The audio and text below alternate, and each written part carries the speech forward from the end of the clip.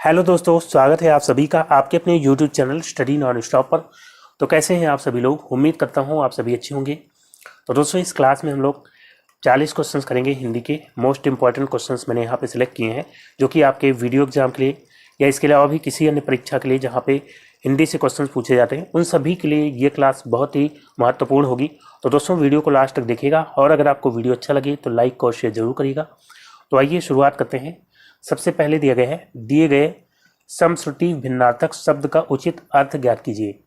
समश्रुति भिन्नार्थक शब्द यानी कि जो सुनने में एक जैसे लगते हैं लेकिन उनके अर्थ अलग होते हैं। तो यहाँ पे दिया गया है अर्जन और अर्चन। तो अर्जन का मतलब क्या होता है? अर्जन मतलब होता है कमाना या संग्रह करना। और अर्चन मतलब क्या होता है? तो अर्चन मतलब होता है पूजा करना, पूजा। तो यहाँ अर्जन मतलब कमाना दिया गया है, वो तो सही है, लेकिन अर्चन मतलब बाधा नहीं होता है। बाधा जो है अड़चन मतलब होता है। ठीक है, अर्चन मतलब क्या हो जाएगा? पूजा। और अर्चन मतलब कमाना या संग्रह होता है। तो बी ऑप्शन यहाँ पे इसका बिल्कुल राइट आंसर होगा। इसके अलावा जो है कुछ और समश्रुति भिन्नार्थक शब्द जो है यहाँ पे आपको नोट कराऊंगा, जो कि काफ़ी इंपॉर्टेंट है। अमित और अमित। अमित का मतलब क्या होता है? अमित मतलब बहुत अधिक, बहुत अधिक। और अमित का मतलब क्या होता है? जो मीत ना हो। मीत यानी कि मित्र, तो जो मीत ना हो यानी कि दुश्मन। इसके अलावा याद रखेंगे अम्ब और अम्बु। तो अम्ब मतलब क्या होता है? अम्ब मतलब होता है माता। और अम्ब मतलब आम भी होता है। और अम्बु मतलब क्या होता है? तो अम्बु मतलब होता है पानी। और इसके अलावा आकर और आकार। तो आकर, आकर किसको कहते हैं? खान को। खान या खदान। जैसे रत्नाकर होता है यानी कि रत्नों की खान। तो आकर मतलब क्या होता है? खान या खदान। और आकार मतलब क्या हो जाएगा? रूप। तो यहाँ पे फिलहाल बी ऑप्शन इसका राइट आंसर होगा। अर्जन का मतलब संग्रह करना या कमाना, और अर्चन मतलब पूजा। फिर दोस्तों बढ़ते हैं अगले क्वेश्चन की ओर। अब दिया गया है कर्म में तत्पर रहने वाला, इस वाक्यांश के लिए एक शब्द बताइए। तो दोस्तों, कर्म में तत्पर रहने वाला, इसके लिए एक शब्द क्या हो जाएगा? कर्मठ या कल्पनातीत या कदन या कलब। तो दोस्तों, कर्म में तत्पर रहने वाला, इसको क्या बोलेंगे? कर्मठ। कर्मठ यहाँ पे राइट आंसर हो जाएगा। बताइए, तारों भरी रात। तारों भरी रात, इसके लिए एक शब्द क्या हो जाएगा? तारों भरी रात। तो दोस्तों, इसके लिए जो है एक शब्द हो जाएगा विभावरी। तारों भरी रात को क्या कहते हैं? विभावरी कहते हैं। युद्ध करने की इच्छा, युद्ध करने की इच्छा, इसके लिए एक शब्द क्या होगा? तो दोस्तों, युद्ध करने की इच्छा, इसके लिए हो जाएगा युयुत्सा। क्या हो जाएगा? युयुत्सा। और इसके अलावा उत्तराधिकार, उत्तराधिकार में मिली जायदाद, इसके लिए एक वर्ड क्या हो जाएगा? उत्तराधिकार में मिली जायदाद। तो उत्तराधिकार में मिली जायदाद, इसके लिए जो है क्या हो जाएगा? रिक्त। ठीक है, तो यहाँ पे जो है फिलहाल कर्मठ राइट आंसर हो जाएगा। कर्म में तत्पर रहने वालों को क्या कहते हैं? कर्मठ। फिर दोस्तों नेक्स्ट क्वेश्चन लेते हैं। अगला है जो बहुत गहरा हो, वाक्यांश के लिए एक शब्द का चयन करें। तो दोस्तों, जो बहुत गहरा हो, इसके लिए एक शब्द क्या हो जाएगा? अगाध या आगाध या आगढ़ या अगाढ़। जो बहुत गहरा हो, इसके लिए हो जाएगा अगाध। जो बहुत गहरा हो, अगाध। अगाध प्रेम यानी जो बहुत गहरा प्रेम हो। तो यहाँ पे पहला ऑप्शन राइट आंसर होगा। इसके अलावा जिसे कोई रोक ना सके, जिसे कोई रोक ना सके, जिसे कोई रोक ना सके, इसके लिए एक शब्द बताइए क्या होगा? तो दोस्तों, जिसे कोई रोक ना सके, इसके लिए हो जाएगा अबाध। और वह वस्तु जिसमें बाण रखे जाते हैं, वह वस्तु जिसमें बाण रखे जाते हैं, बाण यानी कि तीर, जिसमें बाण रखे जाते हैं, उसको क्या बोलते हैं? तो वो वस्तु जिसमें बाण रखे जाते हैं उसको क्या बोलते हैं? तूड़ीर। क्या बोलते हैं? तूड़ीर, या तरकस भी बोलते हैं। वो वस्तु जिसमें बाण रखे जाते हैं उसको क्या बोलते हैं? तूड़ीर या तरकस। फिर दोस्तों नेक्स्ट क्वेश्चन लेते हैं। अगला है दिए गए किस वाक्य में सकर्मक क्रिया है। तो सकर्मक क्रिया बताना है किस वाक्य में है। तो सकर्मक क्रिया या कर्मक क्रिया पहचानने के लिए जो है आपको क्या करना है? क्रिया से पहले क्या या किसे लगा करके प्रश्न करना है। क्या या किसे लगा करके प्रश्न करना है। तो यहाँ पे दिया गया राहुल ने केला खाया। तो अगर आपको सही जवाब मिल जाएगा तो यानी कि वो सकर्मक क्रिया होगी उसमें, अगर कोई जवाब नहीं मिलेगा तो जो है अकर्मक क्रिया होगी। तो राहुल ने केला खाया, खाया क्रिया है, इससे पहले क्या लगा देंगे, राहुल ने क्या खाया, तो राहुल ने क्या खाया, केला खाया। यहाँ पे जवाब मिल रहा है तो यानी कि ये सकर्मक क्रिया है इस वाक्य में। तो ऑप्शन ए इसका राइट आंसर हो जाएगा। गाड़ी चलती है, तो गाड़ी क्या चलती है या किसे चलती है, तो कोई जवाब नहीं मिलेगा, गलत हो जाएगा।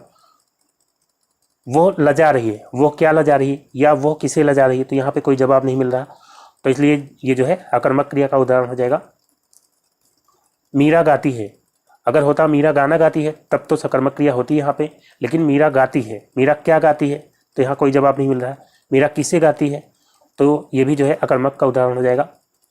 तो यहाँ पे राहुल ने केला खाया, ये जो है इसमें क्या है, सकर्मक क्रिया है। फिर दोस्तों बढ़ते हैं अगले क्वेश्चन की ओर। यह है अच्छा विद्यार्थी गुरु की आज्ञा मानता है, इसमें रेखांकित शब्द क्या है, तो रेखांकित शब्द दिए गए हैं विद्यार्थी। विद्यार्थी क्या है, उद्देश्य विशेषण या विशेष या विशेषण या प्रविशेषण। तो दोस्तों अच्छा विद्यार्थी, अच्छा क्या है, विशेषण। विशेषण यानी कि जो किसी संज्ञा या सर्वनाम की विशेषता बतलाता है, और जिसकी विशेषता बतलाता है उसको क्या बोलते हैं, विशेष। तो अच्छा विशेषण हो गया, और विद्यार्थी, विद्यार्थी क्या हो जाएगा, विशेष। तो यहाँ पे ऑप्शन बी राइट आंसर होगा, विशेष। फिर दोस्तों नेक्स्ट क्वेश्चन लेते हैं, अगला है वो कल मेघालय जाएगा, इस वाक्य में कौन सा काल है, तो वो कल मेघालय जाएगा, यहाँ पे कौन सा काल है, संभाव्य भविष्य काल, हेतु हेतुमत भविष्य काल, या सामान्य भविष्य काल। तो वो कल मेघालय जाएगा, ये हो जाएगा सामान्य भविष्य काल। तो भविष्य काल के तीन भेद होते हैं, एक हो जाएगा आपका सामान्य भविष्य काल, एक हो जाएगा संभाव्य भविष्य काल, और तीसरा हो जाएगा हेतु हेतुमत भविष्य काल। ये तीनों भेद यहाँ पे दिए गए हैं। तो अगर हम बात करते हैं सामान्य भविष्य काल की, तो इसमें जो है सामान्य सी बात होगी, भविष्य में होने वाली कोई घटना जो सामान्य रूप से होने वाली है, तो उसको क्या बोलेंगे, सामान्य भविष्य काल। जैसे वो कल मेघालय जाएगा, राम कल स्कूल जाएगा, ये सब सामान्य भविष्य काल में आ जाएंगे। संभाव्य भविष्य काल में क्या होगा, तो इसमें जो है भविष्य में किसी कार्य के होने की संभावना होगी, वहाँ पे होगा संभाव्य भविष्य काल। जैसे कि शायद आज वर्षा हो, शायद आज वर्षा हो, तो इसमें जो है संभावना व्यक्त की जा रही है कि शायद आज वर्षा हो, तो यहाँ पे भविष्य में संभावना बताई जा रही है कि हो सकता है आज वर्षा हो। हेतु हेतु मत भविष्य काल में क्या होगा, हेतु हेतु मत भविष्य काल में इसमें कोई शर्त दी होती है, मतलब एक क्रिया दूसरी क्रिया पर निर्भर होती है, तो वहाँ पे होता है हेतु हेतु मत भविष्य काल। जैसे कि तुम पढ़ोगे तो जरूर सफल होगे, तुम पढ़ोगे तो जरूर सफल होगे, तो यहाँ सफल होने के लिए एक शर्त दी गई है, तुम पढ़ोगे तो जरूर सफल होगे। तो इसमें जो है ये भविष्य काल के लिए होगा, तुम पढ़ोगे तो जरूर सफल होगे, कोई बात कही होगी भविष्य के लिए, लेकिन उसके लिए एक शर्त दी गई होगी, तुम पढ़ोगे तो जरूर सफल होगे। तो यहाँ पे फिलहाल राइट आंसर क्या हो जाएगा, वो कल मेघालय जाएगा, इसमें सामान्य भविष्य काल हो जाएगा। फिर दोस्तों नेक्स्ट क्वेश्चन लेते हैं, अगला है निम्न शब्दों में से पुल्लिंग शब्द की पहचान करें। तो दोस्तों यहाँ पे पुल्लिंग बताना है कौन सा शब्द है।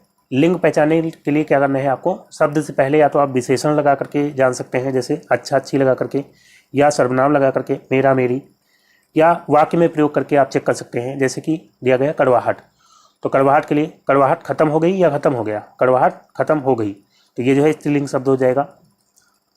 चाय, चाय अच्छी है या अच्छा है, तो दोस्तों चाय अच्छी है, तो ये भी स्त्रीलिंग हो जाएगा। बचपन, मेरा बचपन या मेरी बचपन, तो मेरा बचपन होता है ना कि मेरी बचपन, तो यही जो है पुल्लिंग हो जाएगा, बाकी सभी जो है स्त्रीलिंग है। मक्खी भी यहाँ पे, मक्खी उड़ गई ना कि उड़ गया, तो मक्खी भी स्त्रीलिंग हो जाएगा। अगर मान लीजिए मक्खी को पुल्लिंग के रूप में दर्शाना हो तो जो है कैसे दर्शाएंगे, मक्खी का पुल्लिंग पूछ लिया जाए तो क्या होगा, मक्खी वैसे तो स्त्रीलिंग है, लेकिन इसका पुल्लिंग क्या हो जाएगा, नर लगा करके हम बना सकते हैं, इसका पुल्लिंग क्या हो जाएगा, नर मक्खी, ठीक है। तो यहाँ पे राइट आंसर क्या हो जाएगा, बचपन। और इसके अलावा जो है कुछ वर्ड मैं आपसे पूछ रहा हूँ, इसका लिंग बताइए कौन सा होगा, दूध, दही और मट्ठा और छाछ और लस्सी।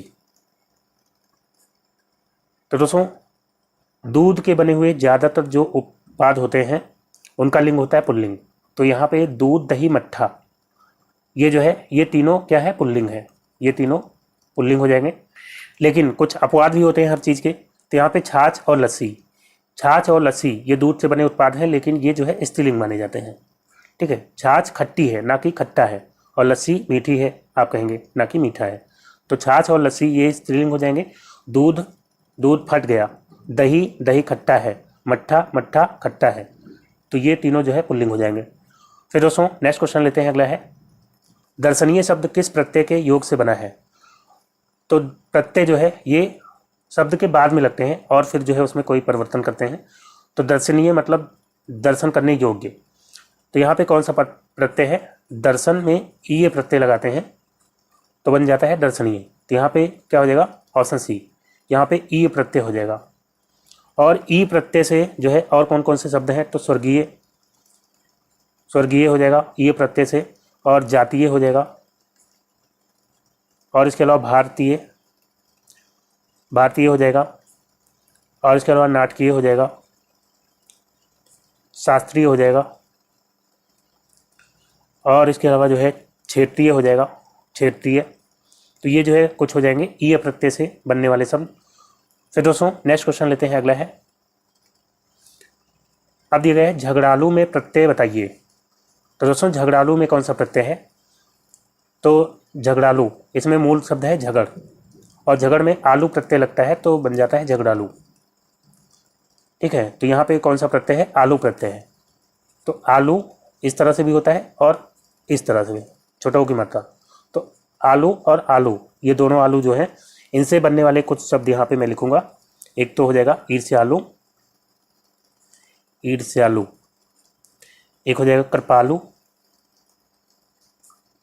और एक हो जाएगा दयालु, और लजालु। तो ये जो है कुछ आलू या आलू प्रत्यय से बनने वाले जो है शब्द हो जाएंगे। तो दोस्तों यहाँ पे बी ऑप्शन इसका राइट आंसर होगा। फिर दोस्तों नेक्स्ट क्वेश्चन लेते हैं, अगला है उत्तरोत्तर का सही संधि विच्छेद होगा। उत्तरोत्तर का संधि विच्छेद आपको बताना है, क्या होगा, उत्तरो धन उत्तर, उत्तर धन उत्तर, उत धन रोत्तर, या उत धन रोत्तर। तो दोस्तों उत्तरोत्तर का सही संधि विच्छेद क्या हो जाएगा, उत्तर धन उत्तर, उत्तर धन उत्तर। यहाँ पे कौन सी संधि हो जाएगी, तो जहाँ पे एक मात्रा आपको दिख जाए वहाँ पे कौन सी संधि होती है, वहाँ पे होती है गुण संधि। यहाँ पे गुण संधि हो जाएगी, चाहे वो एक ही मात्रा हो या ओ की मात्रा हो। एक मात्रा जहाँ पे होती है वो सब ज़्यादातर गुण संधि के उदाहरण होते हैं। ठीक है, तो यहाँ पे जो है उत्तरोत्तर का क्या हो जाएगा, उत्तर धन उत्तर। इसका रूल क्या होता है, तो दोस्तों जब भी आ हो यानी छोटा आ और बड़ा आ, इनका जब मेल होता है किससे, छोटी ई या बड़ी ई से, या जो है ऊ या ऊ से होता है, या री से होता है। तो अगर छोटा आ या बड़ा आ का मेल होगा छोटी ई या बड़ी ई से, तो क्या बन जाएगा, उसका बन जाएगा ए। जैसे कि प्रा धन इत, तो यहाँ प्रा में जो है क्या है आ, और यहाँ पे ई, आ और ई मिलकर के क्या बन जाएगा, ए बन जाएगा। तो क्या बन जाएगा, यहाँ पे प्रेत बन जाएगा। ठीक है, और आ और ऊ का सॉरी आ और आ का मेल जो है छोटा ऊ या बड़ा ऊ से होगा तो क्या बनेगा, तो बन जाएगा ओ। जैसे कि महाधन उत्सव, महाधन उत्सव। तो यहाँ पे क्या है, बड़ा आ है और यहाँ पे छोटा ऊ। ठीक है, तो क्या बन गया, महोत्सव। इसका बन जाएगा महोत्सव। इसी तरह से आ और आ का मेल जब होगा री से तो क्या बन जाएगा, इसका बन जाता है अर। ठीक है, तो यहाँ पे जो है इसका एग्जाम्पल क्या हो जाएगा, इसका जैसे महाधन ऋषि, इसको नीचे लिख देते हैं महाधन ऋषि। तो यहाँ पे क्या है, बड़ा आ और यहाँ पे क्या है री, तो इनका मेल होकर के क्या बन जाता है अर। तो महाधन ऋषि क्या हो जाता है, महर्षि। ठीक है, तो यहाँ पे जो है अर हो जाएगा, और ये जो मात्रा है ऊपर लगती है, अर की मात्रा जो है ऊपर लगती है, तो महर्षि हो जाएगा। तो दोस्तों यहाँ पे जो है फिलहाल बी ऑप्शन राइट आंसर होगा। उत्तरोत्तर का क्या हो जाएगा, उत्तर धन उत्तर। कौन सी संधि है, तो गुण संधि यहाँ पे हो जाएगी। फिर दोस्तों नेक्स्ट क्वेश्चन लेते हैं, अगला है अष्ट धातु में कौन सा समास है। तो दोस्तों अष्ट धातु कौन सा समास है, द्विगु, द्वंद्व, कर्मधारय या तत्पुरुष। तो अष्ट धातु में जो है द्विगु समास हो जाएगा, जहाँ पे पहला पद संख्यावाचक होता है उसको क्या बोलते हैं, द्विगु समास। पहला पद यहाँ पे अष्ट धातु यानी 8 धातुओं का समूह, तो पहला पद जो है संख्यावाचक है, तो इसलिए यहाँ पे द्विगु समास हो जाएगा। इसके अलावा द्विगु समास के उदाहरण हो जाएंगे चतुर्वेद, 4 वेदों का समूह चतुर्वेद हो जाएगा, और त्रिभुज हो जाएगा, 3 भुजाओं का समूह त्रिभुज, और इसके अलावा दोपहर, 2 पहरों का समूह, और त्रिशूल, तो त्रिशूल में 3 कांटे होते हैं तो 3 शूलों का समूह, और इसके अलावा चौराहा हो जाएगा, 4 रास्तों का समूह। तो ये सभी क्या है, द्विगु समास के उदाहरण हैं। लेकिन जो है कुछ संख्यावाचक पहला पद तो होता है, लेकिन अगर वो अलग अर्थ देते हैं तो जो है वहाँ पे द्विगु समास नहीं होता, वहाँ पे जब भी अलग अर्थ देंगे वहाँ पे बहुब्रीहि समास होगा। जैसे कि चतुर्भुज है, तो चतुर्भुज मतलब 4 है भुजाई जिसकी, यानी कि विष्णु जी। चतुर्भुज किसको कहते हैं, विष्णु जी को कहते हैं। तो यहाँ पे चतुर्भुज ये जो है एक अलग अर्थ दे रहा है, तो इसलिए यहाँ पे ये बहुब्रीहि समास का उदाहरण हो जाएगा। इसी तरह से त्रिनेत्र, 3 है नेत्र जिसके, अर्थात शिव जी। तो दोस्तों ये जो है बहुब्रीहि समास के उदाहरण हो जाएंगे, जहाँ पे अलग अर्थ निकलेगा तो वो जो है बहुब्रीहि समास के उदाहरण हो जाएंगे। तो फिलहाल यहाँ पे द्विगु समास हो जाएगा अष्ट धातु में। फिर दोस्तों नेक्स्ट क्वेश्चन लेते हैं, अगला है। अब आपको खाली स्थान में भरना है, कौन सा शब्द भरा जाएगा। अगर भाव में हो तो डैश कौन पूछे, तो क्या हो जाएगा, विचार कौन पूछे, या अभाव कौन पूछे, या बात कौन पूछे, या मूल। अगर भाव में हो तो यहाँ पे हो जाएगा अभाव कौन पूछे, यहाँ पे अभाव जो है इसका राइट आंसर होगा। फिर दोस्तों नेक्स्ट क्वेश्चन लेते हैं, अगला है। मैथिली शरण गुप्त का संबंध आधुनिक काल के किस युग के कवि के रूप में था। तो दोस्तों मैथिली शरण गुप्त, इनका संबंध आधुनिक काल के जो है द्विवेदी युग से था। ऑप्शन बी यहाँ पे राइट आंसर, द्विवेदी युग। द्विवेदी युग में जो है, इसके अलावा आप याद रखेंगे नाम महावीर प्रसाद द्विवेदी जी का, महावीर प्रसाद द्विवेदी, और इसके अलावा जो है श्रीधर पाठक, और इसके अलावा अयोध्या सिंह उपाध्याय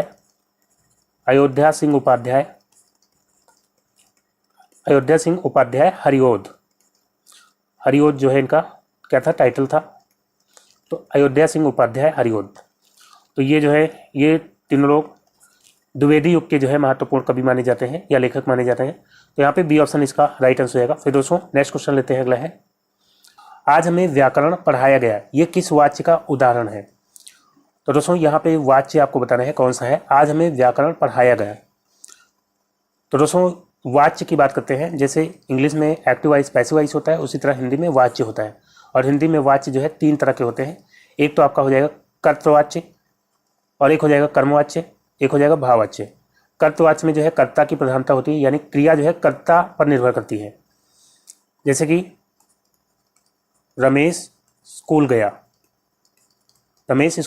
यहाँ पे जो है क्रिया जो है कर्ता पर निर्भर कर रही है, रमेश स्कूल गया। तो रमेश के अनुसार यहाँ पे क्रिया आई। अगर यहाँ पे रमेश की जगह हम सीता कर देते हैं तो आपको करना पड़ेगा सीता स्कूल गई, ठीक है। तो यहाँ पे क्रिया में परिवर्तन जो है कर्ता के अनुसार हो रहा है। लेकिन जो है एक कर्मवाच्य का उदाहरण लेते हैं, जैसे कि राम के द्वारा सेब खाया जाता है, राम के द्वारा सेब खाया जाता है। तो यहाँ पे जो है राम के द्वारा सेब खाया जाता है, ये जो है कर्मवाच्य का उदाहरण है। इसमें जो क्रिया है जाता है, ये किसके अनुसार आ रही है, ये आ रही है कर्म के अनुसार। कर्म है सेब यहाँ पे, तो राम के द्वारा सेब खाया जाता है। अगर मान लीजिए रोटी होता है यहाँ पे, तो रोटी स्त्रीलिंग है, तो उसके अनुसार यहाँ पे जाती है आता, राम के द्वारा रोटी खाई जाती है, ठीक है। तो अगर क्रिया कर्म के अनुसार आएगी तो वहाँ पे कर्मवाच्य होगा, और कर्ता के अनुसार आएगी तो वहाँ पे जो है कर्तवाच्य होगा, ठीक है। इन दोनों में कर्तवाच्य हो जाएगा, और यहाँ पे राम के द्वारा सेब खाया जाता है, इसमें कर्मवाच्य हो जाएगा। और भाववाच्य में क्या होता है, भाववाच्य में भाव की प्रधानता होती है, इसमें ज़्यादातर असमर्थता या समर्थता जो है प्रकट की जाती है। जैसे मेरे द्वारा चला नहीं जाता, या मुझसे हंसा नहीं गया, तो ये सब जो है भाववाच्य के उदाहरण हो जाते हैं। तो यहाँ पे आज हमें व्याकरण पढ़ाया गया, तो यहाँ पे जो है आज हमें व्याकरण पढ़ाया गया, ये कर्मवाच्य का उदाहरण हो जाएगा, क्योंकि इसमें जो क्रिया आ रही है व्याकरण के अनुसार आ रही। आज हमें व्याकरण पढ़ाया गया, ठीक है, तो ये कर्मवाच्य का उदाहरण हो जाएगा। अगर इसको कर्तवाच्य में बदलना हो, मान लीजिए आज हमें व्याकरण पढ़ाया गया, इसको कर्तवाच्य में बदलना है, तो क्या हो जाएगा, हमने आज व्याकरण पढ़ा, ये हो जाएगा। ठीक है, तो सी ऑप्शन फिलहाल यहाँ पे राइट आंसर होगा। फिर दोस्तों नेक्स्ट क्वेश्चन लेते हैं। अगला है, वो दिन में फल खाता है, यह किस वाक्य का उदाहरण है? तो अब आप आराम से बता सकते हैं, वो दिन में फल खाता है। तो वो दिन में फल खाता है, यहाँ पे कौन सा वाच्य हो जाएगा? यहाँ पे कर्तवाच्य हो जाएगा, क्योंकि यहाँ पे कर्ता की प्रधानता है। वो दिन में फल खाता है, ठीक है, तो यहाँ पे कर्तवाच्य हो जाएगा, क्योंकि यहाँ पे जो है खाता है, ये किसके अनुसार आया है? कर्ता के अनुसार। मान लीजिए यहाँ पे वह कर देते हम, तो वह दिन में फल खाते हैं करना पड़ता आपको, वह क्योंकि बहुवचन हो जाता तो उसके अनुसार आपको क्रिया में परिवर्तन करना पड़ता, तो इसलिए यहाँ पे कर्तवाच्य हो जाएगा, वो दिन में फल खाता है। अगर इसको कर्मवाच्य में बदलना हो तो फल उसके द्वारा दिन में खाया जाता है, ऐसा करना पड़ता। ठीक है, तो यहाँ पे जो है फिलहाल कर्तवाच्य हो जाएगा। फिर दोस्तों नेक्स्ट क्वेश्चन लेते हैं। अगला है, बालक रो रो कर चुप हो गया का संयुक्त वाक्य क्या होगा? तो बालक रो रो कर चुप हो गया, ये जो है सरल वाक्य है, इसका संयुक्त वाक्य आपको बताना है क्या होगा। तो मैंने आपको बताया था कि वाक्य जो है रचना के आधार पर कितने तरह के होते हैं? 3, सरल वाक्य, और इसके अलावा मिश्रित वाक्य, और इसके अलावा जो है संयुक्त वाक्य। तो सरल वाक्य में एक ही उद्देश्य और एक ही विधेय होता है, उसको बोलते हैं सरल वाक्य। जैसे बालक रो रो कर चुप हो गया, या बालक रो कर चुप हो गया, ये भी जो है सरल वाक्य हो जाएगा। इसके अलावा मिश्रित वाक्य की बात करते हैं, तो मिश्रित वाक्य में जो है एक प्रधान उपवाक्य होता है और एक जो है आश्रित उपवाक्य होता है, एक जो है आश्रित उपवाक्य होता है। जैसे कि उसने कहा कि वो बीमार है, उसने कहा कि वो बीमार है, वो बीमार है, या जो है जब वो जाएगा तब मैं आऊँगा। तो इसको जब आप पढ़ते हैं, उसने कहा कि, तभी आपको लग जाता है कि इसमें कुछ कहना बाकी है। तो उसने कहा कि यह निर्भर है किस पर? वो बीमार है पर। तो ये जो है वह बीमार है, ये प्रधान उपवाक्य हो जाएगा। उसने कहा कि ये जो है आश्रित हो जाएगा। तो जहाँ पे एक प्रधान उपवाक्य और एक आश्रित उपवाक्य होगा, वो जो है मिश्रित वाक्य का उदाहरण हो जाएगा। और संयुक्त वाक्य में क्या होता है? तो इसमें एक से अधिक सरल वाक्य समुच्चय बोधक अव्यय से जुड़े होते हैं, तो वहाँ पे संयुक्त वाक्य होता है। समुच्चय बोधक अव्यय जैसे कि और, या जो है तथा, या एवं, या जो है किंतु, लेकिन, किंतु, परंतु, ये सब, लेकिन, परंतु, या इसके अलावा नहीं तो, नहीं तो, या इसलिए, या फिर भी। तो ये सब समुच्चय बोधक अव्यय जहाँ पे आपको दिख जाएंगे, और जो कि एक से अधिक सरल वाक्यों को जोड़ने का कार्य करेंगे, तो वो जो वाक्य है वो क्या हो जाएगा? संयुक्त वाक्य हो जाएगा। अब यहाँ पे जो है बालक रोता रहा और चुप हो गया, तो और यहाँ पे जो है क्या हो गया? समुच्चय बोधक अव्यय। बालक रोता रहा, चुप हो गया, तो यहाँ पे जो है ऑप्शन बी इसका राइट आंसर होगा। यहाँ पे 2 सरल वाक्य हैं, बालक रोता रहा, बालक चुप हो गया, और इनको जोड़ दिया गया तो बालक रोता रहा और चुप हो गया। ठीक है, तो यहाँ पे जो है ये संयुक्त वाक्य हो जाएगा, और यही जो इसका राइट आंसर होगा। बालक रोते ही चुप हो गया, तो ये जो है ये भी सरल वाक्य हो जाएगा। ठीक है, तो यहाँ पे बी ऑप्शन इसका राइट आंसर हो जाएगा। फिर दोस्तों नेक्स्ट क्वेश्चन लेते हैं। अगला है, इनमें से कौन सी रचना सुमित्रानंदन पंत की नहीं है? तो दोस्तों यहाँ पे दिया गया है कुकुरमुत्ता। कुकुरमुत्ता किसकी है? ये है सूर्यकांत त्रिपाठी, सूर्यकांत त्रिपाठी निराला की, सूर्यकांत त्रिपाठी निराला की ये हो जाएगी। तो यही जो है इसका राइट आंसर होगा। बाकी ग्राम्या, युगांत, रजत रश्मि, तो ये जो है सभी क्या हो जाएंगी? सुमित्रा नंदन पंत की, सुमित्रा नंदन की। इसके अलावा सुमित्रा नंदन पंत की जो है आप रचनाएं याद रख सकते हैं, कला और बूढ़ा चांद, कला और बूढ़ा चांद, और इसके अलावा जो है रजत शिखर, रजत शिखर, और इसके अलावा जो है शिल्पी, शिल्पी हो जाएगा, अमिता और लोकायतन। तो ये जो है प्रमुख रचनाएं हो जाएंगी सुमित्रानंदन पंत जी की। तो फिलहाल यहाँ पे कुकुरमुत्ता जो कि सुमित्रानंदन पंत की नहीं है, किसकी है? सूर्यकांत त्रिपाठी निराला जी की। फिर दोस्तों नेक्स्ट क्वेश्चन लेते हैं। अगला है, अब ये समृत स्वर है, समृत स्वर इसमें से कौन सा है बताना है? उ, आ, ओ, ए। तो दोस्तों अगर हम बात करते हैं मुख खुलने के आधार पर स्वरों की, या मुख विवर के आधार पर, मुख विवर या मुख खुलने के आधार पर, जो स्वर होते हैं वो कितने तरह के होते हैं, तो 4 तरह के होते हैं। एक हो जाएंगे समृत। समृत समृत में जो है मुख लगभग बंद होता है, मुख लगभग बंद। तो इसमें जो है कौन कौन से स्वर आ जाता है, इसमें जो है छोटा ऊ और बड़ा ऊ, दोनों ऊ आ जाएंगे, और इसके अलावा दोनों ई आ जाएंगे, छोटी ई और बड़ी ई। और इसके बाद आ जाएगा अर्ध समृत। अर्ध समृत, तो अर्ध समृत में कौन से आ जाएंगे, इसमें जो है समृत की अपेक्षा थोड़ा खुला रहेगा, समृत से थोड़ा खुला। तो इसमें जो है कौन से वर्ड आ जाएंगे, तो इसमें जो है आ जाएगा आपका ओ और इसके अलावा ए। तो इनको आप बोलेंगे, ओ और ऊ को बोलेंगे तो थोड़ा सा मुंह जो है लगभग बंद रहेगा, और अर्ध समृत ओ और ए के बोलेंगे तो जरा सा खुलेगा, समृत की अपेक्षा थोड़ा सा ज़्यादा खुलेगा। और इसके बाद आएगा विव्रत।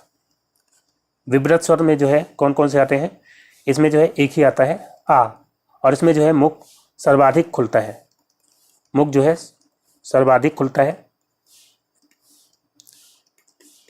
और उसके बाद अर्ध विव्रत। अर्ध विव्रत में कौन आता है, तो अर्ध विव्रत में जो है विव्रत से थोड़ा कम, इसमें मुंह जो है विव्रत से थोड़ा कम खुला रहता है, थोड़ा कम। तो इसमें कौन आ जाएगा, तो इसमें जो है आपका छोटा आ जाएगा, ऐ आ जाएगा, और अ आ जाएगा, और एक आगत स्वर आ जाएगा औ। ठीक है, तो फिलहाल यहाँ पे राइट आंसर क्या हो जाएगा, समृत स्वर कौन हो जाएगा, समृत स्वर में जो है दोनों ऊ आ जाते हैं और दोनों ई, तो ऑप्शन ए यहाँ पे राइट आंसर हो जाएगा। फिर दोस्तों नेक्स्ट क्वेश्चन लेते हैं, अगला है निम्न में से कौन सा विकल्प सरल वाक्य का है। तो दोस्तों यहाँ पे दिया गया है हमने बहुत मेहनत की किंतु काम नहीं बना, तो ये कौन सा हो जाएगा, यहाँ पे किंतु आ गया, जो कि समुच्चय बोधक अव्यय है, लेकिन किंतु परंतु और तथा एवं ये सब। तो यहाँ पे हमने बहुत मेहनत की किंतु काम नहीं बना, ये जो है कौन सा वाक्य हो जाएगा, संयुक्त वाक्य। राम वनवास गए, ये जो है सरल वाक्य हो जाएगा, ये जो है सरल वाक्य हो जाएगा, क्योंकि इसमें जो है एक ही उद्देश्य और एक ही विधेय है। वर्षा आती तो अच्छा होता, तो वर्षा आती तो, अब इसमें आपको लग रहा है कि आगे कुछ कहना बाकी है, तो ये जो है क्या हो जाएगा, मिश्रित, ये जो है मिश्रित वाक्य हो जाएगा। मैं जाऊंगा लेकिन तुम्हारा क्या, मैं जाऊंगा लेकिन तुम्हारा क्या। तो दोस्तों यहाँ पे लेकिन आ गया, जो कि समुच्चय बोधक अव्यय है, तो ये भी जो है संयुक्त वाक्य हो जाएगा। तो यहाँ पे राइट आंसर क्या हो जाएगा, सरल वाक्य कौन सा है, ऑप्शन बी, राम वनवास गए। फिर दोस्तों नेक्स्ट क्वेश्चन लेते हैं, अगला है निम्नलिखित में से अशुद्ध वाक्य की पहचान करें। दिया गया है आंख में कौन पड़ गया, आंख में कौन पड़ गया, ये जो है अशुद्ध हो जाएगा, और यही जो है इसका राइट आंसर क्या होना चाहिए था, आंख में क्या पड़ गया, कौन की जगह क्या हो जाएगा, आंख में क्या पड़ गया। कौन जो है किसी व्यक्ति के लिए प्रयोग होता है, क्या जो है कोई वस्तु पड़ी होगी, तो यहाँ पे आंख में क्या पड़ गया। फिर दिया गया है इंसान को घमंड नहीं करना चाहिए, इंसान को घमंड नहीं करना चाहिए, बिल्कुल सही है। सोमवार को छुट्टी नहीं है, ये भी बिल्कुल सही है। रमेश का बेटा कुछ नहीं करता, तो ये भी वाक्य बिल्कुल सही है। तो पहला ऑप्शन यहाँ पे आंख में कौन पड़ गया, ये जो है इसका राइट आंसर जाएगा। फिर दोस्तों नेक्स्ट क्वेश्चन लेते हैं, अगला है निम्न विकल्पों में से कौन सा विकल्प अनुप्रास अलंकार का भेद नहीं है। दिया गया है छेकानुप्रास, अंत्यानुप्रास, देख्यानुप्रास, श्रुत्यानुप्रास। तो अगर हम बात करते हैं अनुप्रास अलंकार की, तो अनुप्रास अलंकार में क्या होता है, इसमें जो है एक ही अक्षर या एक ही वर्ण जो है बार बार रिपीट होता है, तो वहाँ पे होता है अनुप्रास अलंकार। इसके जो है 5 भेद होते हैं। एक यहाँ पे दिया गया है छेकानुप्रास, एक जो है अंत्यानुप्रास हो गया, और श्रुत्यानुप्रास होता है, देख्यानुप्रास नहीं होता है। और इसके अलावा 3 ये हो गए, और 2 और कौन से हो जाएंगे, तो लाटानुप्रास, लाटानुप्रास हो जाएगा, और एक हो जाएगा वृत्यानुप्रास, वृत्यानुप्रास। तो इन सभी के बारे में मैं आपको बताऊंगा। छेकानुप्रास जो है क्या होता है, तो इसमें क्या होता है, छेकानुप्रास में एक वर्ण 2 बार आता है, जैसे कि एग्जाम्पल है अति आनंद मगन महतारी, अति आनंद मगन महतारी। तो इसमें एक वर्ण जो है मगन और महतारी में माँ जो है 2 बार आया, और अति आनंद, तो यहाँ पे आ और आ ये भी मिलते जुलते हैं, तो एक वर्ण जब 2 बार आएगा तो वहाँ पे क्या हो जाएगा, छेकानुप्रास। और इसके अलावा अंत्यानुप्रास की बात करते हैं, तो अंत्यानुप्रास में क्या होता है, अंतिम वर्ण बार बार आता है, जैसे कि कहत नटत, कहत नटत, रीजत खिजत, रीजत खिजत, और रीजत खिजत, और खिलत लजियात, खिलत लजियात। तो यहाँ पे आप देखेंगे अंतिम वर्ण ता सब में आ रहा है, कहत, नटत, रीजत, खिजत, खिलत, लजियात। तो अंतिम वर्ण इसमें बार बार आ रहा है, तो इसलिए यहाँ पे अंत्यानुप्रास हो गया। सुत्यानुप्रास में क्या होता है, तो एक ही वर्ग के वर्णों की आवृत्ति होती है। इसमें जो है एक ही वर्ग के, वर्ग आपको पता है का, चा, टा, ता, पा, ये सब वर्ग होते हैं। हर वर्ग में 5-5 वर्ण होते हैं। तो एक ही वर्ग के जो है वर्ण इसमें रिपीट होते हैं, जैसे कि जो है दिनांत था, दीनानाथ, दिनांत था, दीनानाथ, डूबते, सधेनु, आते, ग्रह। और भी आगे लाइन है, लेकिन इतने से ही आप समझ जाएंगे। यहाँ पे दा, ना, ता, ये जो है सभी ता वर्ग के हैं, ता, था, दा, धा, ना। तो ये सभी जो यहाँ पे वर्ण है ये सभी ता वर्ग के हैं। किस वर्ग के हैं? ता वर्ग के। ता वर्ग के जो है सभी वर्ण यहाँ पे रिपीट हो रहे हैं बार बार। था भी जो है ता वर्ग का होता है। दीनानाथ में दा, ना और ये ना और था ये भी। डूबते जो है डा अलग हो जाएगा, लेकिन और बा भी अलग हो जाएगा, लेकिन ता फिर से यहाँ पे रिपीट हो गया,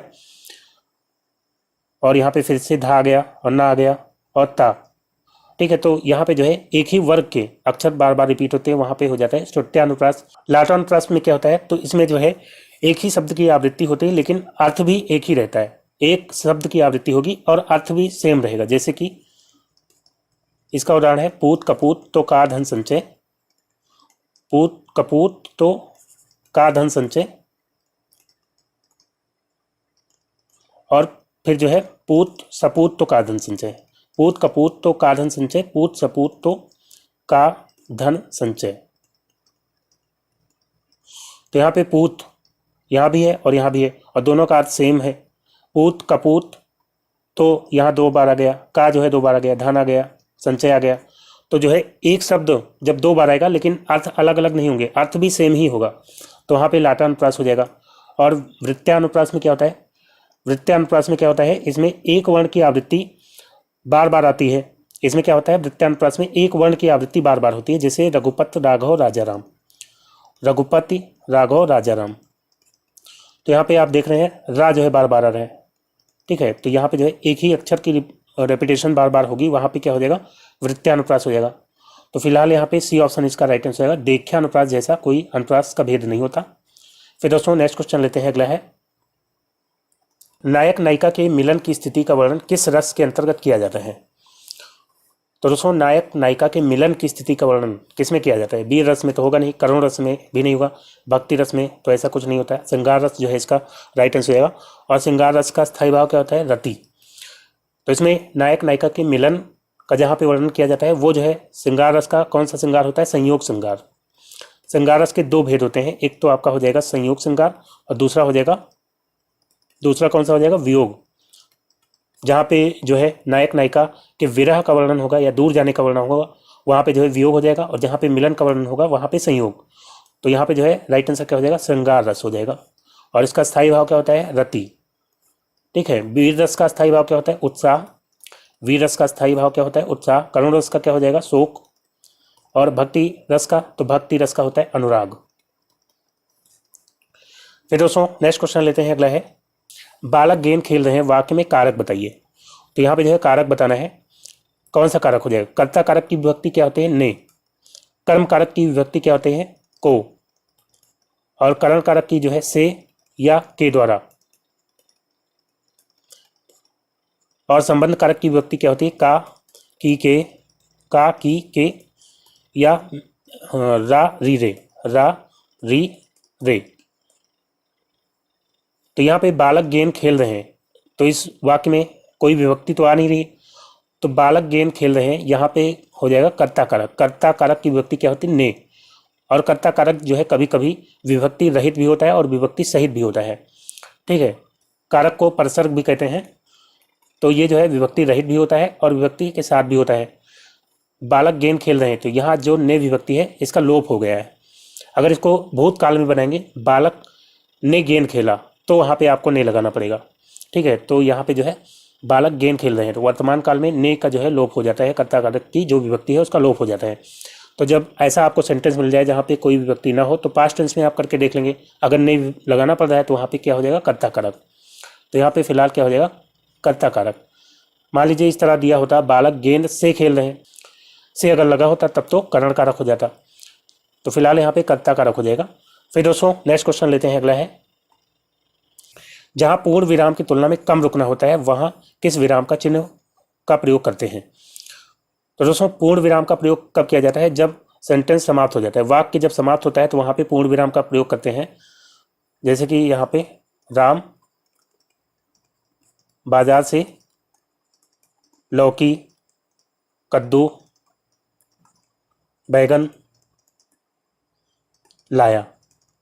तो दोस्तों यहाँ पे राम बाजार से लौकी कद्दू बैगन लाया, यहाँ पे वाक्य समाप्त हो गया तो पूर्ण विराम लग जाएगा। और जहाँ पे थोड़ा थोड़ा सा रुकना पड़ रहा है, राम बाजार से लौकी, तो यहाँ पे अल्प विराम लगेगा, कद्दू और फिर जो है बैगन लाया। राम बाजार से लौकी कद्दू बैगन लाया, तो जहाँ पे थोड़ा थोड़ा रुकना पड़े, बिल्कुल जरा जरा सा, तो वहाँ पे अल्प विराम लगता है। और अल्प विराम क्या होता है, ऐसे ये हो जाएगा अल्प विराम। और जहाँ पे पूर्ण विराम से जो है कम रुकना पड़े लेकिन अल्प विराम से ज़्यादा, तो वहाँ पे लगता है अर्ध विराम। तो यहाँ पे पूर्ण विराम की तुलना में जो है कम जहाँ पे रुकना पड़ता है वहाँ पे लगता है अर्ध विराम। तो अर्ध विराम कहाँ लगता है, जहाँ पे अल्प विराम से थोड़ा सा ज़्यादा रुकना पड़े और पूर्ण विराम से थोड़ा सा कम। जैसे कि जो है राम ईमानदार है, ईमानदार है, तो ये जो है अर्ध विराम लग गया। और फिर जो है लेकिन श्याम जितना नहीं, लेकिन श्याम जितना नहीं। राम ईमानदार है लेकिन श्याम जितना नहीं, तो यहाँ पे जो है थोड़ा सा ज़्यादा रुकना पड़ रहा है अल्प विराम से, लेकिन पूर्ण विराम से थोड़ा सा कम रुकना पड़ रहा है, तो इसलिए यहाँ पे क्या लग गया, अर्ध विराम। तो यहाँ पे अर्ध विराम लग जाएगा। लाघव चिन्ह की बात करते हैं, तो लाघव चिन्ह जो है कैसे होता है, ऐसे बिंदी गोल सी। तो ये जो है कहाँ पे लगता है, तो किसी शब्द का संक्षिप्त रूप दिखाने के लिए जो है लाघव चिन्ह का प्रयोग किया जाता है। जैसे कि डॉक्टर अगर हमें लिखना है, पूरा नहीं लिखेंगे, संक्षिप्त में लिखेंगे, तो ऐसे लिख देते हैं, ये जो है क्या लग गया, लाघव चिन्ह। या जो है उत्तर प्रदेश आपको लिखना है, ठीक है, तो ओ और प्रा लिख करके आप शॉर्ट में लिख देंगे और बिंदी इस तरह से लगा देंगे, तो ये क्या हो जाएगा, लाघव चिन्ह हो जाएगा। उप विराम चिन्ह क्या होता है, तो उप विराम चिन्ह इस तरह से लगता है। तो उप विराम चिन्ह कहाँ पे लगता है, तो कोई शीर्षक लिखना हो, किसी निबंध का या जो है कोई लेटर वगैरह है उसका जो है शीर्षक आपको लिखना है, तो वहाँ पे जो है उप विराम लगता है, इस तरह से होता है। या जो है जब किसी शब्द का प्रयोग अलग से दर्शाना हो, जैसे कि उदाहरण आपको लिखना है, उदाहरण, और फिर जो है उदाहरण आपको देना है, तो इस तरह से आप ये चिन्ह लगा देते हैं, इसको क्या बोलेंगे, उप विराम चिन्ह। और हंस पद जो है इस तरह से होता है, इसको त्रुटि सूचक चिन्ह भी कहते हैं। तो जब कुछ छूट जाता है, जैसे कि मान लीजिए मैंने लिखा राम स्कूल नहीं जाता है, लेकिन जो है नहीं छूट गया हमसे, तो यहाँ पे जो है ऐसे ये चिन्ह लगा करके नहीं आप लिख सकते हैं, तो इसको क्या बोलते हैं, हंस पद, या जो है त्रुटि सूचक चिन्ह बोलते हैं। तो फिलहाल यहाँ पे जो है राइट आंसर क्या हो जाएगा, अर्ध विराम चिन्ह यहाँ पे राइट आंसर हो जाएगा। फिर दोस्तों नेक्स्ट क्वेश्चन लेते हैं, अगला है स्वतंत्र में कौन सा उपसर्ग है। तो उपसर्ग जो है शब्द के पहले लगता है, तो यहाँ पे जो है स्वतंत्र, स्वतंत्र में कौन सा उपसर्ग है, स्व। स्व और तंत्र मिलकर के क्या बन जाता है, स्वतंत्र। और स्व उपसर्ग से बनने वाले जो है शब्द क्या हो जाएंगे, स्वजन हो जाएगा, स्वाभिमान हो जाएगा, स्वाभिमान हो जाएगा, और स्वाधिकार हो जाएगा, स्वाधिकार। अधिकार में स्व जोड़ेंगे तो स्वाधिकार हो जाएगा, अभिमान में स्व जोड़ेंगे तो स्वाभिमान हो जाएगा। यह जो है स्वागत, स्वागत में तो सु होता है शायद, स्वागत नहीं होगा, स्वाधिकार, और स्वरूप हो जाएगा, स्वरूप, ठीक है। तो यहाँ पे जो है स्वतंत्र में कौन सा उपसर्ग है, स्व हो जाएगा। फिर दोस्तों नेक्स्ट क्वेश्चन लेते हैं, अगला है जीवा की स्थिति के आधार पर मध्य स्वर है। तो दोस्तों जीवा की स्थिति के आधार पर जो स्वर होते हैं वो तीन तरह के होते हैं, एक हो जाएगा अग्र स्वर और मध्य स्वर और पश्च स्वर। तो जिनके लिए जीभ के अगले हिस्से का प्रयोग होता है वो अग्र स्वर होते हैं। और इसमें कौन कौन से आ जाते हैं, तो इसमें जो है आ जाएगा आपका छोटी ई, बड़ी ई और ए और ऐ। मध्य स्वर में जो है एक ही आ जाएगा, छोटा आ, और बाकी जो बचे वो आ जाएंगे पश्च में। तो पश्च स्वर में कौन आ जाएगा, बड़ा आ जाएगा, बड़ा आ, और दोनों ऊ आ जाएंगे, छोटा ऊ और बड़ा ऊ। और इसके अलावा जो है कौन बच गया, ओ बच गया और औ, और एक आगत स्वर हो जाएगा औ। तो ये सभी पश्च स्वर में आ जाएंगे। तो इनको आसानी से आप याद रख सकते हैं। अग्र स्वर में आप ये जो ई है, मान लीजिए आपके पास कोई बड़ा सा ई है, तो इसको अगर आप खड़ा करेंगे तो ये आगे की ओर गिर जाएगा। ठीक है, ये जो है इसका स्टैंड है, जो इसकी पूंछ है, तो इसको अगर आप खड़ा करेंगे तो ये आगे की ओर गिर जाएगा। इसी तरह बड़ी भी आगे की ओर गिर जाएगा, ए भी ऐसे गिर जाएगा, और ए। तो ये सब अगर आप, ये आपके पास है मतलब ठोस रूप में, और इसको अगर आप खड़ा करते हैं तो ये जो है आगे की ओर गिर जाएंगे। ठीक है, और ये मध्य स्वर जो है केवल एक ही है, तो इसको याद करने में कोई मुश्किल होगी नहीं। छोटा आ और बाकी जो बचेंगे वो पश्चिम में आ जाएंगे। तो यहाँ पे जो है मध्य स्वर पूछा गया है, तो मध्य स्वर कौन सा है? छोटा आ। ऑप्शन ए यहाँ पे राइट आंसर आएगा। फिर दोस्तों नेक्स्ट क्वेश्चन लेते हैं, अगला है, विवर में अवरुद्ध होकर झटके से बाहर निकलती है वह वर्ण कहलाते हैं। तो दोस्तों जीवा के जिस उच्चारण स्थान को स्पर्श करते समय वायु मुख्य विवर से अवरुद्ध होकर झटके से बाहर निकलती है, उन वर्णों को क्या कहते हैं? स्पर्श व्यंजन। तो स्पर्श व्यंजन ये जीवा में जो है किसी न किसी स्थान को छू करके जो है हवा निकलती है झटके के साथ, तो उनको क्या बोलते हैं? स्पर्श व्यंजन बोलते हैं। और स्पर्श व्यंजन में जो है जितने भी वर्ग वाले जो व्यंजन होते हैं, का, चा, टा, ता, पा, ये जो 5 वर्ग हैं, इनके जो व्यंजन है, और सभी वर्ग में जो है 5-5 व्यंजन है, तो टोटल जो है 5 वर्ग है, तो 25 व्यंजन टोटल हो जाते हैं जो कि स्पर्श व्यंजन होते हैं। तो यहाँ पे स्पर्श व्यंजन इसका राइट आंसर आएगा। इसके अलावा अंतस्थ व्यंजन की बात करते हैं, तो अंतस्थ व्यंजन कौन से होते हैं? तो ऐसे व्यंजन जिनका उच्चारण करते समय जीभ, तालु और होठों का स्पर्श होता तो है लेकिन बहुत कम होता है। ठीक है, होता है लेकिन पूरी तरह से नहीं होता है, उनको बोलते हैं अंतस्थ व्यंजन। इसमें जो है जो वायु है वो अंदर ही रह जाती है। अंतस्थ से आप याद रखेंगे, वायु अंदर ही रह जाती है, यानी बहुत कम वायु बाहर निकलती है। तो इसमें कौन कौन से आ जाते हैं? या, रा, ला और वा। अंतस्थ व्यंजन में या, रा, ला, वा, ये जो है 4 आ जाएंगे। उस व्यंजन में जो है तीनों सा आ जाते हैं, तीनों सा आ जाते हैं, तालव्य सा, और ये जो है उसके बाद मूर्धन्य सा, और ये जो है दंत्य सा, जिसको छोटा सा भी बोलते हैं। और इसके अलावा हा, तीनों सा और हा, ये जो है उस व्यंजन में आ जाएंगे। तो फिलहाल यहाँ पे स्पर्श व्यंजन इसका राइट आंसर हो जाएगा। फिर दोस्तों नेक्स्ट क्वेश्चन लेते हैं, अगला है, दिया गया है सा का विवरण है। तो मैंने आपको बताया था सा जो है, ये तीनों सा जो है ऊष्म व्यंजन होते हैं, तीनों सा जो है ऊष्म व्यंजन होते हैं। तो सा जो है ऊष्म हो जाएगा, और जितने भी ऊष्म व्यंजन है उनको संघर्षी व्यंजन भी कहते हैं, क्योंकि ये जो है बोलते समय मुंह के अंदर संघर्ष सा होता है, मतलब जीभ रगड़ खाती है और उसी से जो है थोड़ी गर्मी उत्पन्न होती है, तो इसलिए इनको ऊष्म व्यंजन कहा जाता है। और इनको संघर्षी भी कहते हैं, संघर्षी व्यंजन भी इनको कहते हैं। तो यहाँ पे जो है संघर्षी हो गया, ऊष्म हो गया, और सा जो है दंत भी होता है। ये जो सा है ये दंत भी होता है। दंत जो है तावर्ग, तावर्ग के सभी व्यंजन जो है दंत होते हैं, और इसके अलावा सा भी दंत होता है। ठीक है, तो दंत भी हो जाएगा, और ये महाप्राण भी हो जाएंगे। जितने भी ऊष्म व्यंजन है वो जो है महाप्राण भी होते हैं, सभी ऊष्म व्यंजन महाप्राण भी होते हैं, तो महाप्राण भी हो जाएंगे। तो यहाँ पे पहला ऑप्शन ही राइट आंसर आएगा। तो सा जो है संघर्ष भी है, ऊष्म भी है, दंत भी है, और महाप्राण भी है। यहाँ अल्प प्राण दिया गया है, तो अल्प प्राण नहीं होता है। और पार्श्विक, पार्श्विक व्यंजन कौन सा होता है? तो दोस्तों पार्श्विक व्यंजन जो है होता है ला। तो इसको पार्श्विक व्यंजन क्यों बोलते हैं? तो पार्श्व मतलब होता है बगल, तो इसको जब बोलते हैं तो जीभ के दोनों बगल से हवा निकल जाती है, इसलिए इनको पार्श्विक व्यंजन बोलते हैं। और रा जो है, रा को आप याद रखेंगे, ये जो है कैसा व्यंजन होता है? इसको बोलते हैं लुंठित, लुंठित व्यंजन या प्रकंपित व्यंजन, प्रकंपित व्यंजन। इनको बोलते समय जो है, रा को बोलते समय जीभ में कंपन होता है, इसलिए इसको प्रकंपित या लुंठित व्यंजन बोलते हैं। ठीक है, तो पार्श्विक व्यंजन ला हो जाएगा, और रा जो है लुंठित या प्रकंपित हो जाएगा। तो फिलहाल यहाँ पे सा जो है क्या हो जाएगा? महाप्राण भी है, दंत भी है, ऊष्म और संघर्षी। फिर दोस्तों नेक्स्ट क्वेश्चन लेते हैं, अगला है, दो सार्थक शब्दों के मेल से बनने वाले शब्द को क्या कहते हैं? तो दोस्तों दो सार्थक शब्दों के मेल से जो शब्द बनते हैं उनको क्या बोलेंगे? सार्थक शब्द, रूढ़ शब्द, या योग रूढ़ शब्द, या यौगिक, तो उनको बोलते हैं यौगिक शब्द। यहाँ पे यौगिक शब्द इसका राइट आंसर होगा। मैंने आपको बताया था कि बनावट के आधार पर शब्द जो है 3 तरह के होते हैं। एक तो आपका हो गया रूढ़ शब्द।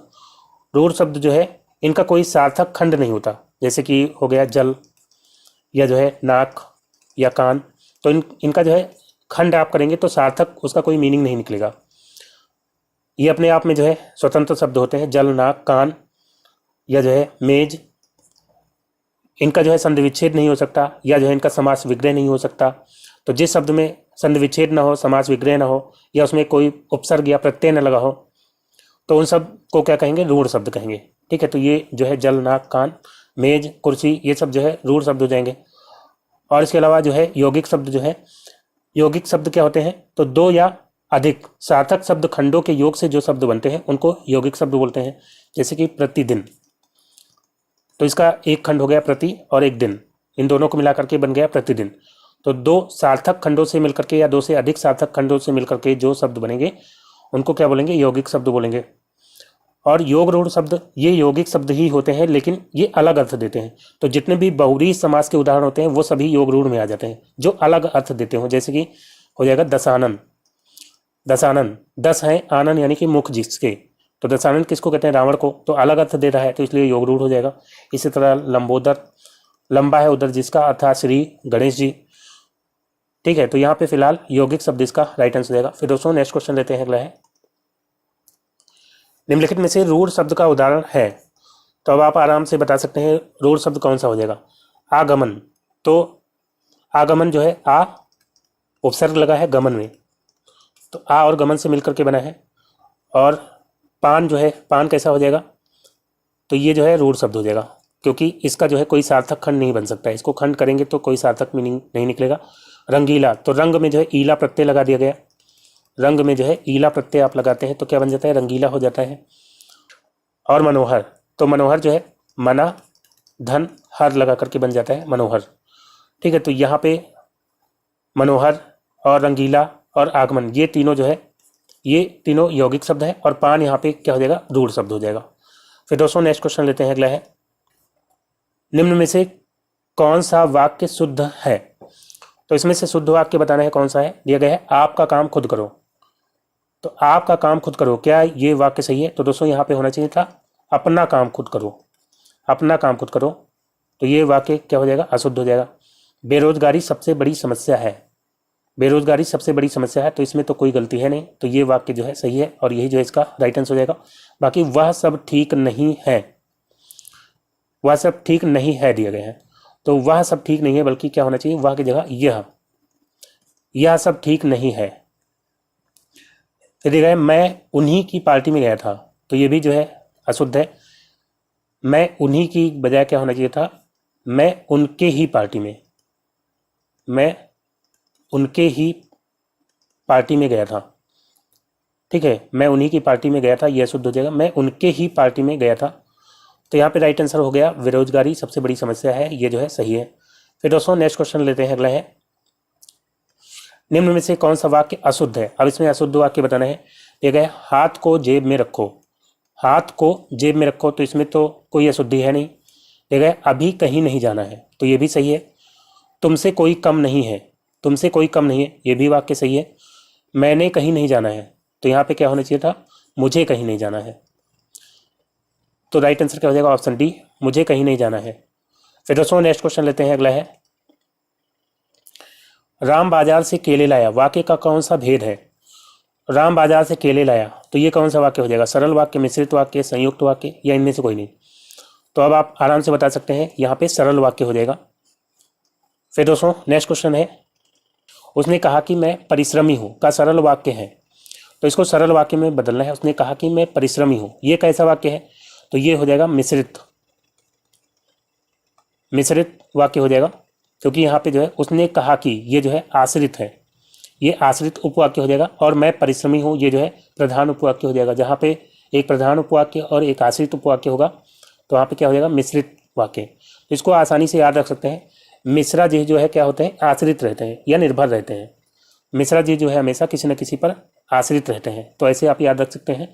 तो उसने कहा कि, अब इसमें आपको लग रहा है कि कुछ आगे कहना बाकी है, यानी कि ये जो है आश्रित उपवाक्य हो गया, तो यहाँ पे जो है ये मिश्रित वाक्य है। इसका सरल वाक्य क्या हो जाएगा? वो खुद को परिश्रमी कह रहा था, तो यहाँ पे जो है इसका टेंस ही चेंज कर दिया, तो इसलिए ये जो है सरल वाक्य तो है, लेकिन ये इसमें मीनिंग नहीं बदलना चाहिए था। उसने कहा कि मैं परिश्रमी हूँ, उसने स्वयं को परिश्रमी कहा, ये जो है इसका राइट आंसर हो जाएगा।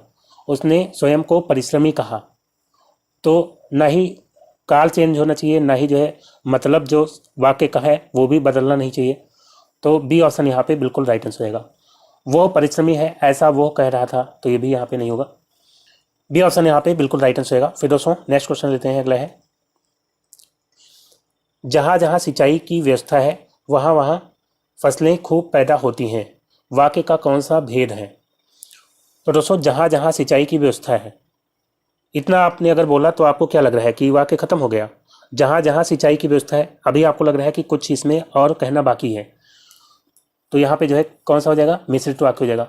जहाँ जहाँ सिंचाई की व्यवस्था है वहाँ वहाँ फसलें खूब पैदा होती हैं, तो वहाँ वहाँ फसलें खूब पैदा होती हैं, ये जो है प्रधान उपवाक्य हो जाएगा। जहाँ जहाँ सिंचाई की व्यवस्था है, ये जो है आश्रित है, तो यहाँ पे जो है मिश्रित वाक्य हो गया। फिर दोस्तों नेक्स्ट क्वेश्चन लेते हैं, अगला है, परसर्ग में कौन सा उपसर्ग है? तो दोस्तों यहाँ परसर्ग में कौन सा उपसर्ग है? तो ये जो है सर्ग में अगर हम आगे लगा देते हैं पर, तो बन जाता है परसर्ग। कौन सा उपसर्ग है? पर हो जाएगा। इसी तरह से परतंत्र हो जाएगा, परतंत्र में जो है पर उपसर्ग है, और पर उपसर्ग से कौन सा शब्द हो जाएगा? परकीया, याद रखेंगे, परकीया जो है अक्सर पूछा जाता है। और परदादा, परदाता हो जाएगा, या जो है परजीवी हो जाएगा।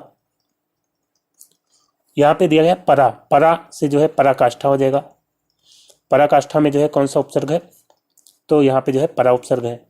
या जो है इसके अलावा जो है पूछ लिया जाए आपसे, पराजय, पराजय में कौन सा उपसर्ग है? तो परा उपसर्ग है। जय में जो है परा लगा दिया गया, पराजय हो गया।